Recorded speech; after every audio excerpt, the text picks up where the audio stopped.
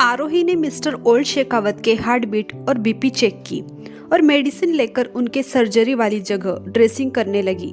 वही ज्यादा देर बैठने की वजह से अर्जुन थोड़ा लेजी फील कर रहा था। वो उठकर वहां से जाने लगा। फिर कुछ सोचकर उसने आरोही से कहा, क्या हम पहले कहीं मिले हैं? आरोही ने उसे देखा क्योंकि उसे भी लगा कि अर्जुन का चेहरा जाना पहचाना है, पर उसने इस पर ध्यान नहीं दिया। शायद मिले होंगे पर मुझे याद नहीं, आरोही ने कहा। अगर आपने खाना नहीं खाया हो तो क्या हम साथ में डिनर कर सकते हैं? अर्जुन ने आरोही से पूछा। आरोही ने हैरान होकर अर्जुन को देखा।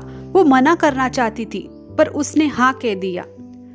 उसे भी भूख लगी थी। दोपहर से उसने कुछ खाया नहीं था। उन्होंने वहां बैठ के डिनर किया। इस बीच वहां खामोशी थी, पर उनकी आंखें बहुत कुछ कह रही थी। उस खामोशी को तोड़ते हुए आरोही ने कहा, आप जितना हो सके अपने दादू को खुश रखने की कोशिश करें, जिससे वो बहुत जल्द रिकवर करेंगे, और टेंशन से दूर ही रखें उन्हें। हाँ, मैं पूरी कोशिश करूंगा मिस। अर्जुन ने जानबूझकर आधा नाम लिया, आरोही सिंगानिया। आरोही ने अपना नाम इंट्रोड्यूस कराया। आरोही, नाइस नेम, अर्जुन ने कहा। थैंक यू, आरोही ने कहा। वैसे मैंने अपना नाम बता दिया, लेकिन आपने अपना नाम नहीं बताया, आरोही ने कहा। पता नहीं क्यों इस आदमी के बारे में जानने की उसे क्यूरियोसिटी हो रही थी। आज के पहले उसे ऐसा किसी को देख के नहीं हुआ जो अर्जुन को देखकर उसे अलग लगा। वो खुद भी हैरान थी। अर्जुन उसे देख हैरान हो गया। क्या उसे नहीं पता वो कौन है? पूरी मुंबई उसके नाम से डरती है और इस लड़की को उसका नाम तक नहीं पता। उसे बिलीव नहीं हो रहा था। अर्जुन शेखावत, अर्जुन ने कहा। उसने ये नाम पहले भी कहीं सुना हुआ था। उसे सोच में देख के अर्जुन ने उससे पूछा, क्या आपको मेरा नाम पसंद नहीं आया जो आप सोच में पड़ गई? नहीं, ऐसा कुछ नहीं। और वो वहां से मिस्टर ओल्ड शेखावत को देखने चली गई। अर्जुन उसे जाता देख रहा था। तभी उसका फोन वाइब्रेट हुआ। उसने फोन निकाल के देखा तो वीर ने उसे इंफॉर्मेशन भेजी थी। अर्जुन ने जैसे ही इंफॉर्मेशन खोली और पढ़ने लगा। जैसे जैसे वो पढ़ रहा था वैसे वैसे वो हैरान होता जा रहा था और इम्प्रेस भी। ओह, तो तुम मेरे दोस्त अभय की एक्स मंगेतर सिंगानिया की छोटी बेटी आरोही हो। तो तभी मैं सोचूं कहीं तो देखा था तुम्हें।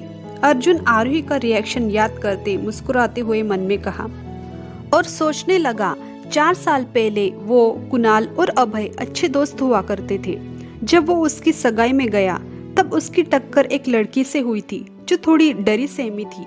उसने अपने आंखों पर बड़ा वाला चश्मा पहना था, पर तब भी वो खूबसूरत दिख रही थी। अर्जुन को पहली बार एक अलग एहसास हुआ था, पर उसने इस बात पर ज्यादा ध्यान नहीं दिया।